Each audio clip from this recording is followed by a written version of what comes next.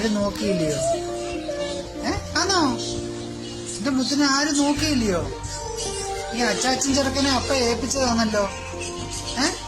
അച്ചാച്ചനും മുത്തിനും നോക്കിയില്ലയോ? ഈ അച്ചാച്ചന് അപ്പൊ ഒരു അടി കൊടുക്കട്ടെ? ഒരു അടി കൊടുക്കണോ? അച്ചാച്ചന് അടി കൊടുക്കണോ?